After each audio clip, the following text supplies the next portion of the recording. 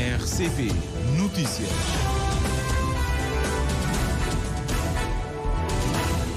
Treze horas em Cabo Verde. Boa tarde para si que está sintonizando com a rádio de Cabo Verde. Vamos dar início ao Jornal da Tarde para esta quinta-feira. A abrir, vamos conhecer os títulos. Vice-Primeiro-Ministro e Ministro das Finanças nega que diálogo entre BCV e INPS possa pôr em causa a autonomia do Banco Central e aconselha a Presidente da República a revisitar a lei orgânica do BCV. Comissão Nacional dos Direitos Humanos e Cidadania garante que está a acompanhar a situação dos 15 migrantes que deram à costa do país e que estão sendo tratados com dignidade. Doença renal afeta cada vez mais jovens em Cabo Verde. Autoridades apelam à prevenção. Analista político Lugero Correia acredita que PAICV irá apresentar mulheres candidatas a presidentes de Câmara para preencher vazio deixado pelo MPD. Parlamento Europeu vota resolução sobre o risco de fome generalizada em Gaza. Notícias para acompanhar neste jornal, edição e apresentação de Humberto Santos.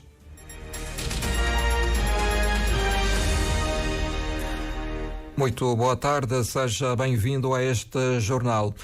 O Vice-Primeiro-Ministro e Ministro das Finanças aconselha o Presidente da República a revisitar a lei orgânica do Banco Central e nega que o diálogo entre o BCV e o INPS possa pôr em causa a autonomia do BCV. O Governo já deu um prazo de 10 dias ao Instituto Nacional de Previdência Social para exercer o contraditório no caso do famigerado leilão. Pormenores com o jornalista José António dos Reis. Olavo Correia lembra que o Banco Central é o conselheiro do governo em todas as matérias relacionadas com a política monetária e financeira do país e, por esta razão, deve conversar com o BCV quando bem entender. Para o Vice-Primeiro-Ministro e Ministro das Finanças, esse diálogo não põe em causa a autonomia do Banco Central e esclarece que o BCV emitiu um parecer para o governo sobre o leilão e o processo para o exercício do contraditório está em curso. Nós tivemos o parecer, enviamos um pedido de contraditório ao NPS, porque como se trata de um parecer, o NPS não teve ainda a oportunidade de exercer o contraditório, e nos termos da lei, como manda no bom senso, o NPS deve exercer o contraditório. Nós demos 10 dias ao NPS para exercer o contraditório.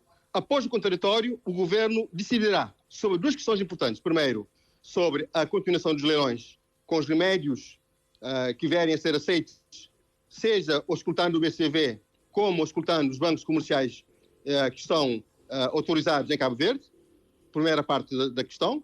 Em segundo lugar, vamos, em função do contraditório, a sacar responsabilidades caso couber.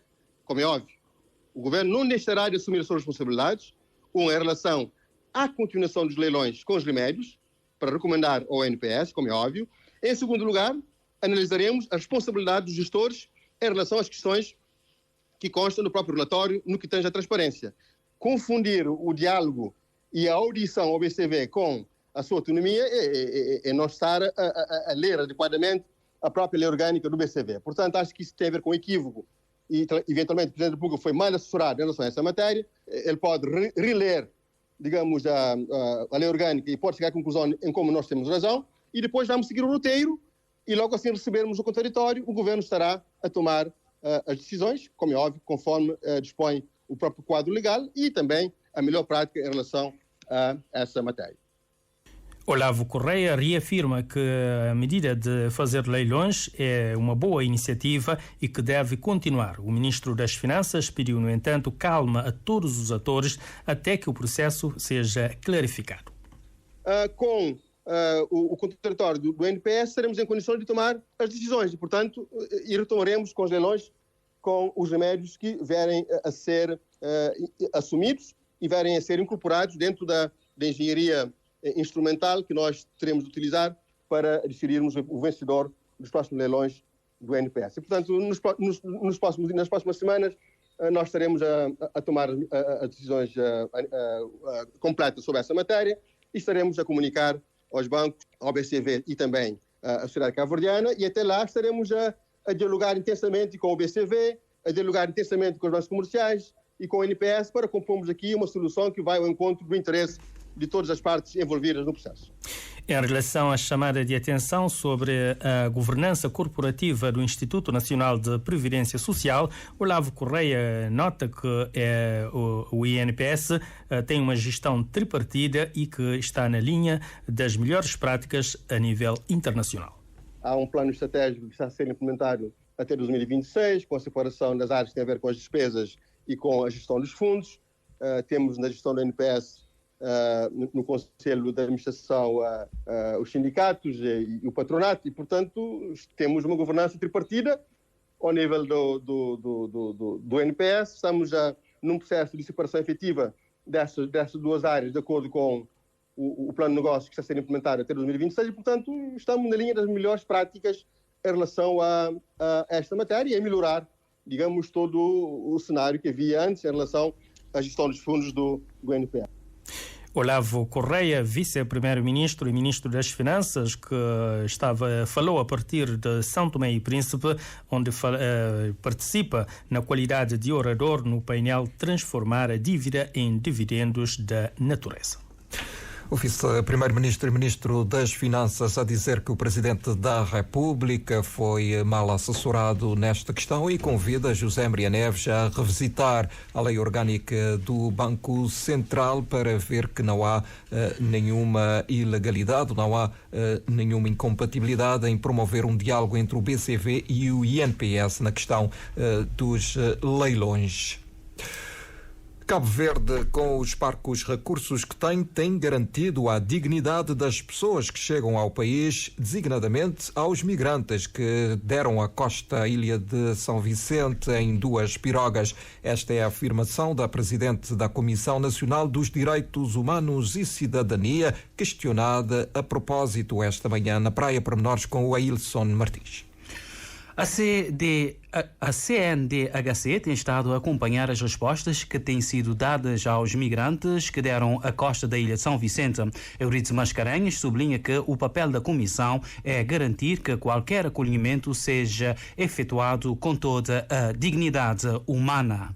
Cabo Verde recentemente tem acolhido, não é, situações do tipo. Nós fazemos o acompanhamento. Como eu disse há pouco, a execução da política pública não cabe à Comissão. Nós fazemos supervisão, seguimento. Estamos, portanto, acompanhando as respostas e o nosso papel é cuidar para que qualquer acolhimento, qualquer acontecimento, qualquer ocorrência em Cabo Verde seja efetuado com toda a dignidade humana. E estamos em condições de garantir que Cabo Verde, com os parcos recursos que tem garantido essa dignidade às pessoas que precisam e que, portanto, chegam ao nosso país. Euridice Mascarenhas fez essas declarações aos jornalistas à margem da 61ª reunião extraordinária da Comissão Nacional dos Direitos Humanos e da Cidadania. A presidente da CNDHC avança que durante a reunião foram reativados e criados grupos de trabalho permanentes e temporários para dar respostas especializadas em cada matéria. Grupo Jurídico e Relações Internacionais, um grupo relativo à educação, formação e comunicação, um grupo de género, crianças e idosos, outro grupo com deficiência, portanto, pessoas com deficiência e com doença mental, um outro grupo que vai, portanto, tratar de presos, imigrantes e repatriados, e depois nós criamos 4 grupos temporários, que um grupo vai se debruçar sobre o reforço institucional e mobilização de recursos. Para além da criação dos grupos temporários sobre saúde e segurança social e outro que se dedicará às respostas e denúncias. A Comissão Nacional dos Direitos Humanos e da Cidadania realizou a primeira reunião extraordinária após ter realizado a reunião ordinária há 30 dias. Eurides Mascarenhas, que avançou então que a CNDHC está a acompanhar os 15 migrantes e que estão sendo tratados com dignidade e passam bem os 15 migrantes, garantiu ontem a RCV o vereador da Proteção Civil da Câmara Municipal de São Vicente, Ailton Andrade. Enfermeiros a fazer turnos de serviço 24 horas e os relatos clínicos que não têm tido é que as estáveis, entretanto, tinha tido quadros, deslocado alguma vez para o hospital, um hotel tinha deslocado alguma vez, mas que nesse momento é devidamente estabilizado. Este alimentar em condições e que lá está normal. Os migrantes continuam no centro de estágio em São Vicente, mas as autoridades estão à procura de um outro espaço com mais condições de segurança para onde deverão ficar até serem repatriados. E o Conselho Superior de Comandos está reunido desde manhã na praia, numa reunião alargada a diretores de serviços e equiparados. Esta é uma notícia que vamos poder atualizar um pouco mais à frente neste jornal. O analista político Lugero Correia considera que os partidos terão que explicar o porquê de não apostarem em mulheres para candidatas a presidentes de Câmara nas eleições que se avizinham. O analista antevê, contudo, que o PAICV vai tentar preencher o vazio deixado pelo MPD. O mal do MPD já está evidente. Agora, o mal do PAICV não vai aparecer tanto, porque eu acredito que o PAICV vai emendar a mão. Se estivesse pensando como o MPD aqui, diante das reações que vão surgindo, vai emendar a mão e vai ter candidatas do género feminino de certeza. E nas campanhas vão fazer isso de cavalo de guerra para desafiar o MPD, que tem um discurso, mas que na prática não tem a coragem de avançar nesse sentido. Para Lugero Correia, não entende o porquê de o MPD ter deixado cair Jacira Monteiro como candidata a presidente da Câmara de Santa Catarina de Santiago. E a questão que não se calha é porquê? Deixaram cair a Jacira e ela ficou tão traumatizada que a ideia que parece que tinha de uma candidatura independente deixou cair também. Mas é estranho porque se a questão é de competência para gerir, nós neste país já tivemos um governo que tinha 50% ou mais de mulheres. Dir-me-ão, era o governo do PAICV, mas não interessa. Os governos de Veiga também tinham muitas mulheres. Fica a questão no ar. Tem a ver com, já que os critérios são pessoas capazes de ganhar e pessoas capazes de governar. De governar, já sabemos que as mulheres são capazes. Governam os lares, já estiveram em governos aqui em maioria, e por que não nas câmaras? O analista político critica ainda o silêncio do MPD em relação aos candidatos para as assembleias municipais. Por outro lado, Lugero Correia afirma que o facto de Augusto Neves ter sido mantido como candidato em São Vicente mostra que o partido Ventoinha está refém desse autarca naquela ilha. Diz o Neves e diz o MPD que o candidato do MPD quer dançar o tango, mas que o PSDB e o CID não querem. Há algo que não está bem. Porque, repara, o MPD na praia está a apostar no moço de Santa Catarina. Bem, que é um menino da praia praticamente, mas fica essa questão. Se na praia há dificuldades, vai Santa Catarina a sacar. Em São Vicente não há ninguém. Então teve Augusto Neves e nem perto lá em Santo Antão. E nem noutras ilhas. Eu tenho por mim que, de certa forma, o MPD é refém de Augusto Neves. Lugero Correia, entrevistado pelo jornalista Cândido Fortes, disse ainda que a sociedade cabo-verdiana está pronta para confiar a gestão dos municípios a mulheres.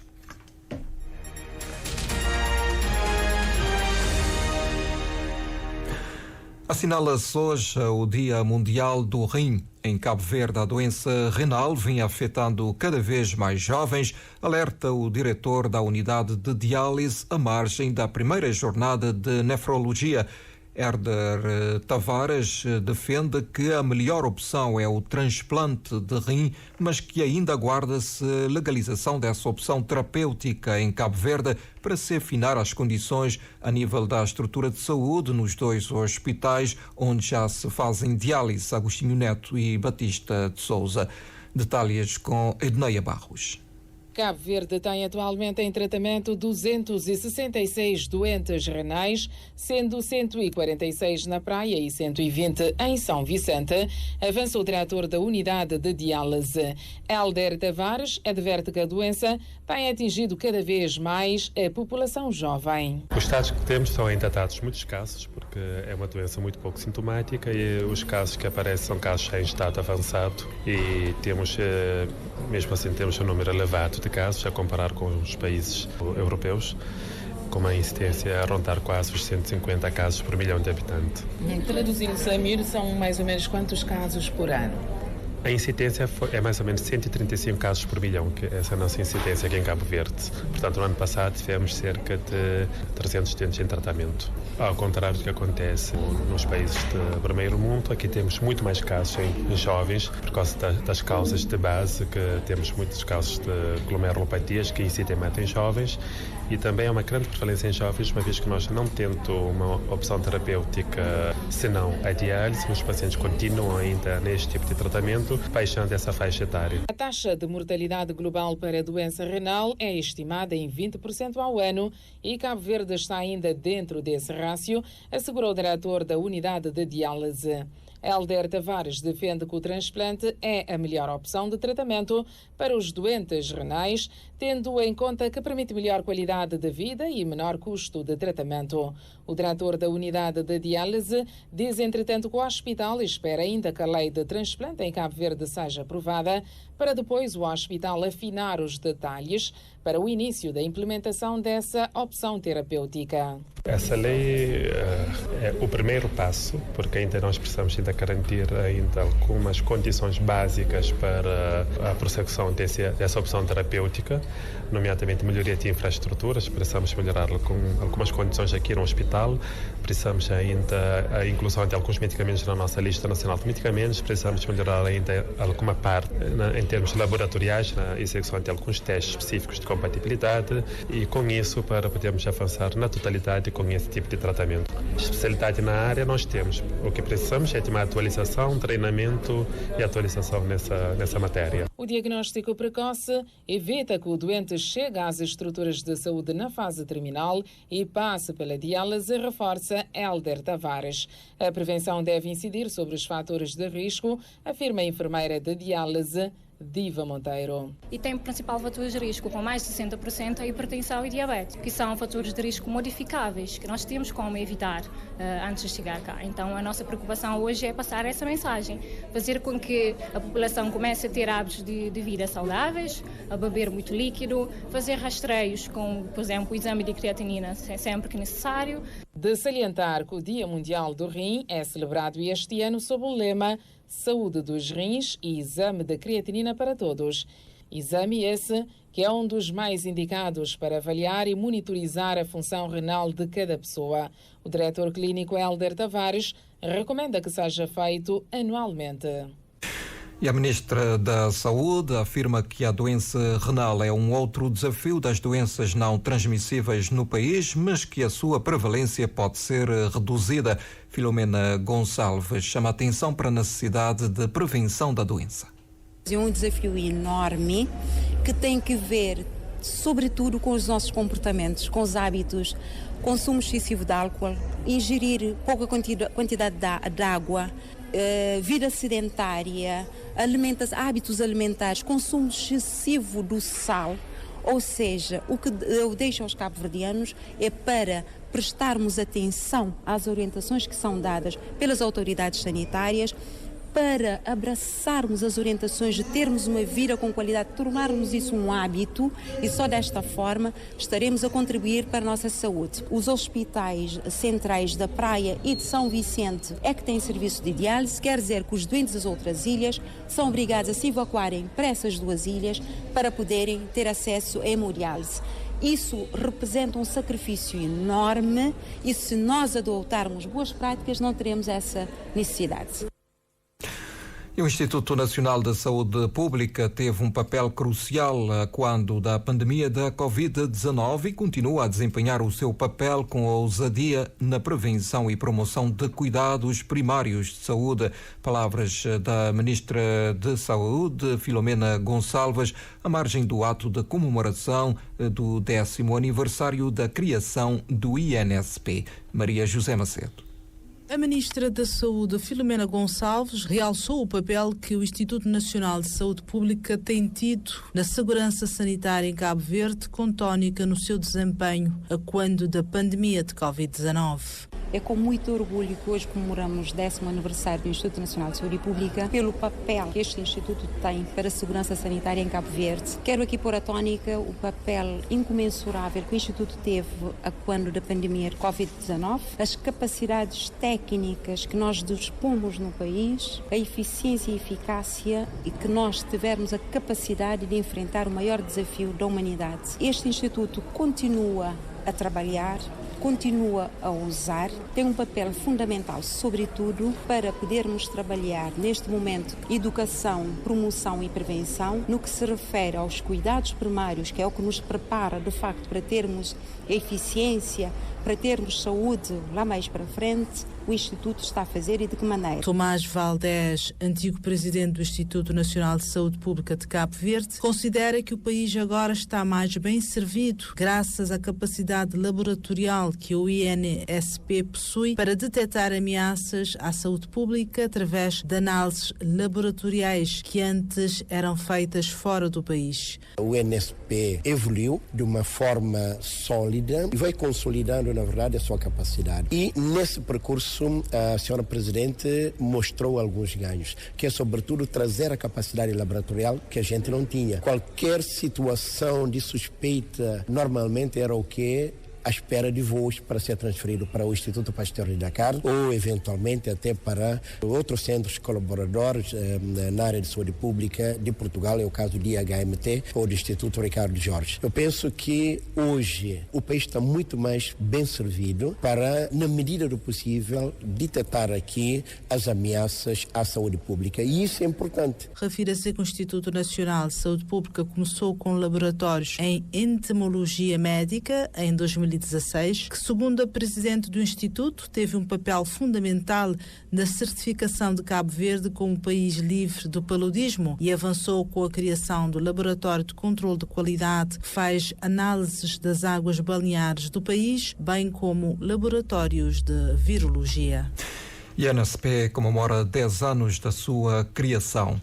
A reserva da biosfera da Ilha do Fogo tem enormes potencialidades, sobretudo a nível do turismo. Opinião formulada pelos membros da rede de reservas da biosfera da CPLP depois de uma visita ao terreno para conhecer a reserva da Ilha do Vulcão. Elcio Andrade.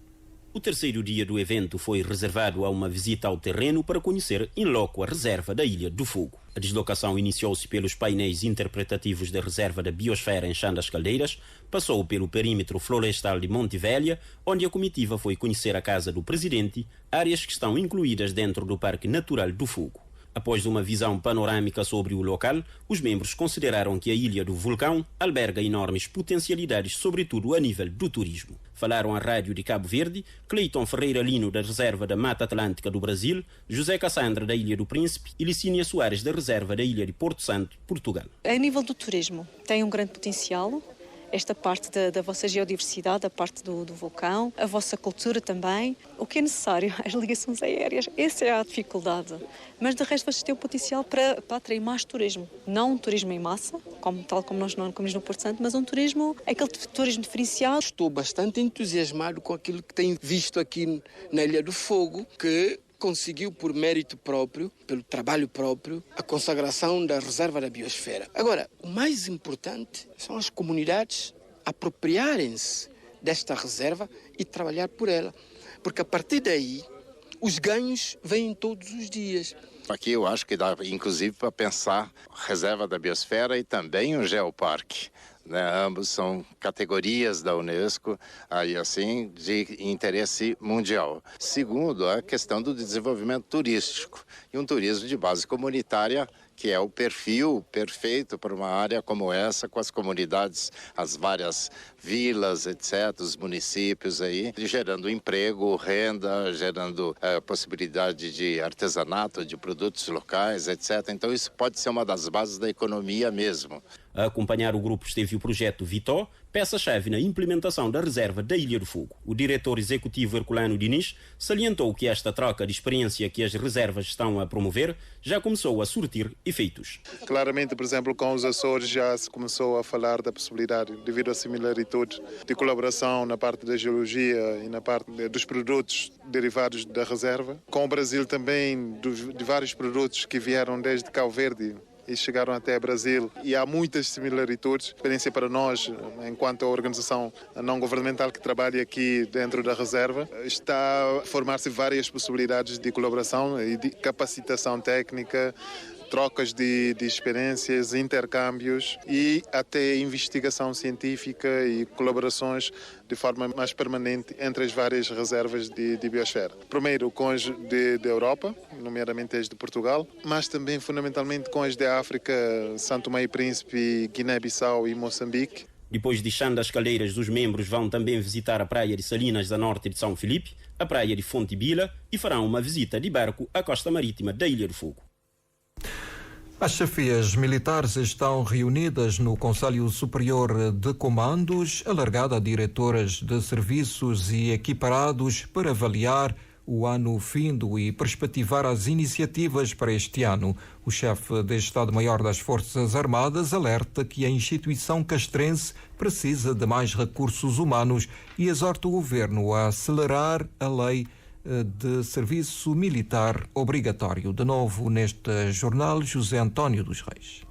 O contra-almirante António Duarte Monteiro assinala que 2023 foi um ano desafiante, destacando as perdas de vidas humanas, mas sublinhou também a aprovação da nova tabela de perfis psicofísicos e de inaptidão para a prestação de serviço militar, a revisão da estrutura organizacional e funcionamento dos órgãos das Forças Armadas e ainda o facto de ter sido dotado o Centro de Instrução de Mouro Branco, em São Vicente, de um centro de saúde militar.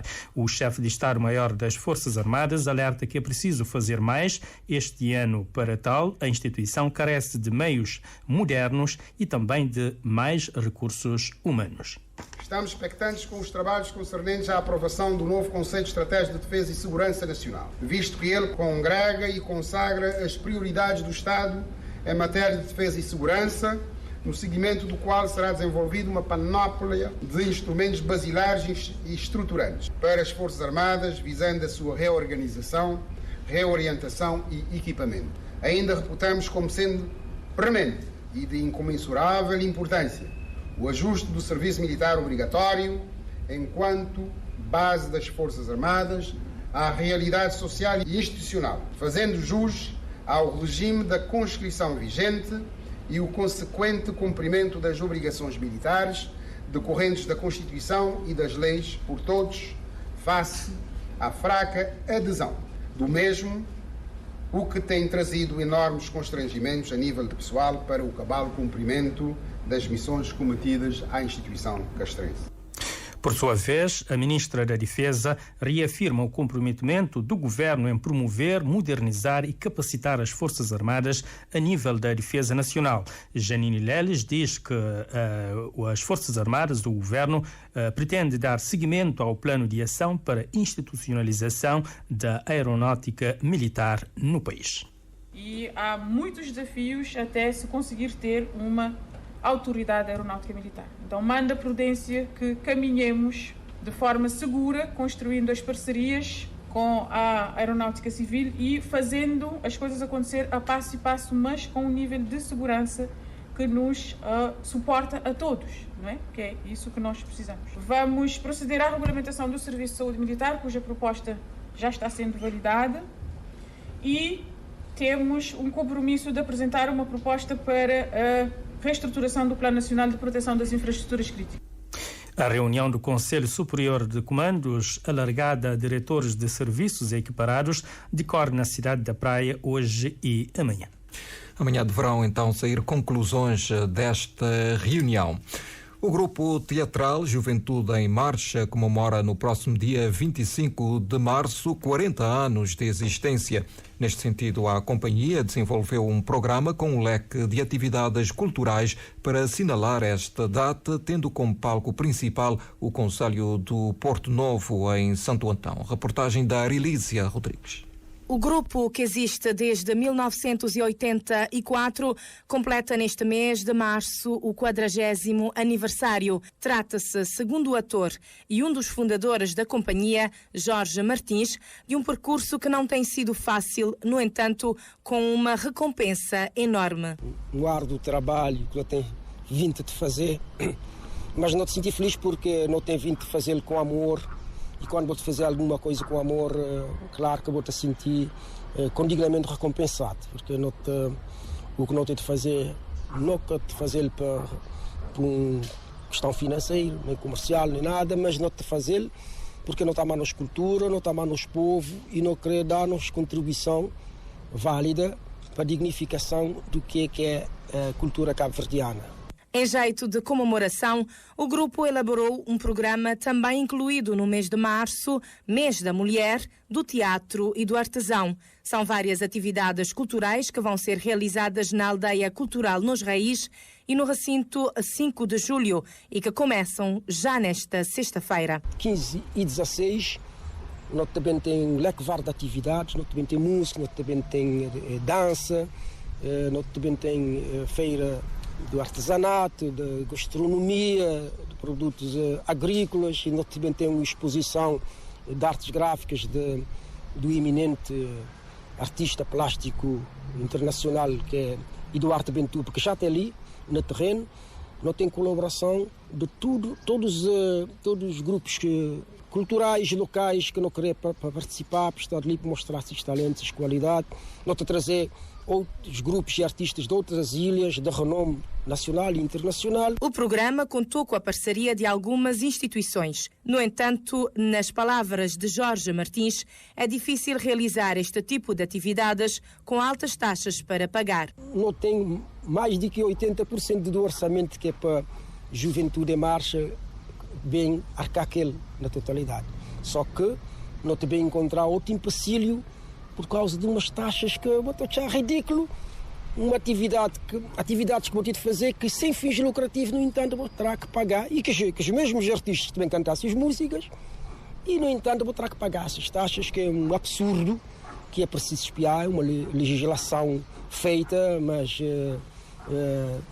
com discriminação, que vou ter a claro do que existe e quando assim é complicado trabalhar. Nos dias 22 e 23, Juventude em Marcha sobe ao palco com a estreia da peça Problemas de Família 2 e encerra o programa com um baile de conjunto, uma homenagem aos grupos musicais Ferro Gaita, Nhogzik e Tubarões. A Companhia Teatral Santantonense termina as comemorações dos 40 anos numa tour pela Europa a partir do mês de abril.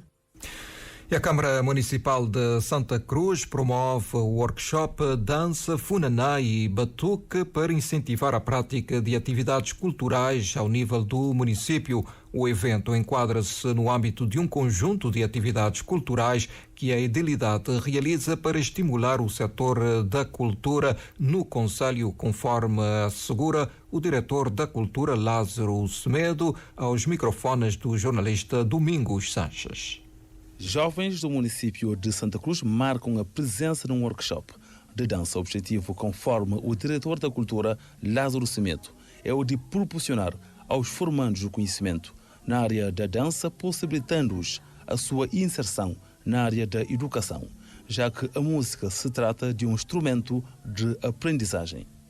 Não chama pessoas já com conhecimento na área de dança, como representantes de grupos de raiz do Polão Beti e também ex-dançarino e também coreógrafo de grupos PB Show, que é Antônio Tavares, pessoas já com várias experiências para eu mostrar um bocadinho de suas experiências com o nosso grupo de dança que tem estado Tacaita Labanta, então aquele que é o objetivo. Então hoje um dia do workshop, mas também tem continuidade des workshops sobre dança de Funaná e Patuco.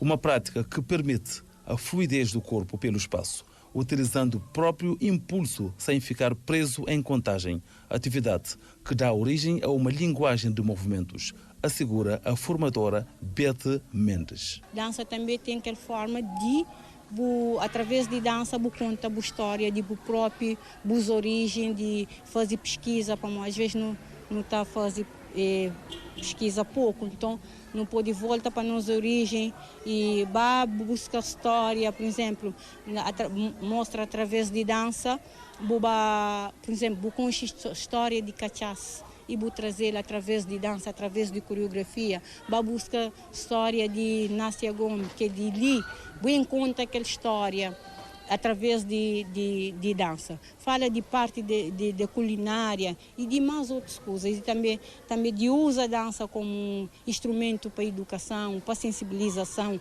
Dança tem mais outros componentes que só está na palco para atuar.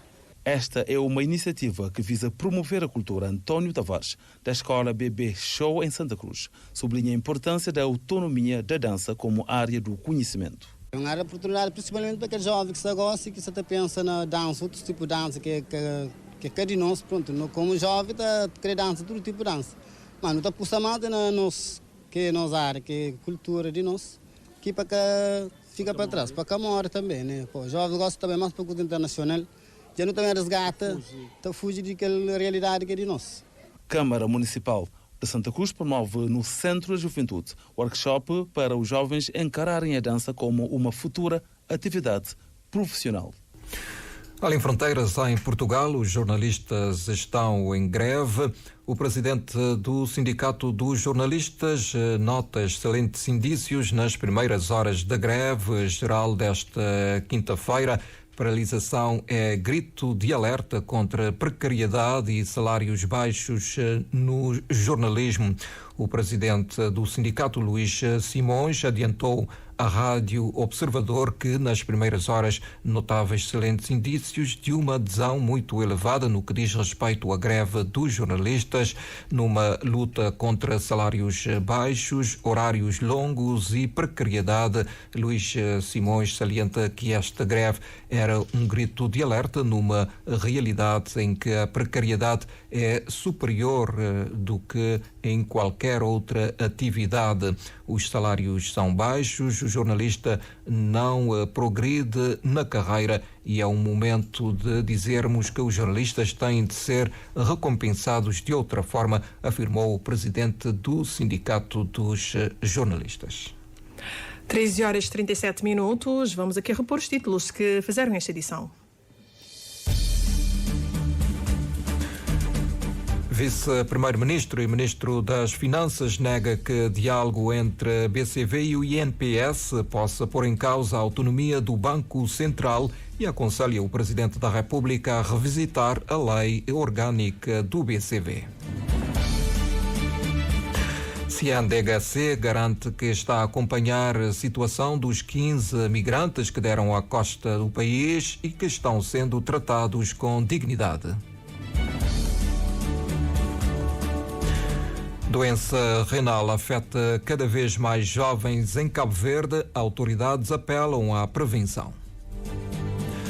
Analista político Lugero Correia acredita que a PAICV irá apresentar mulheres candidatas a presidentes de Câmara para preencher vazio deixado pelo MPD.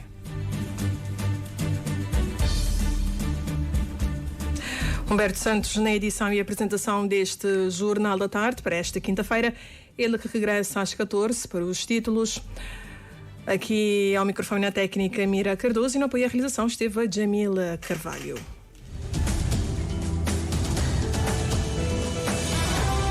Mais informações em www.rtc.cv e na aplicação RTC Mobile. RCV, o rigor da notícia e o melhor da informação a cada hora. CV.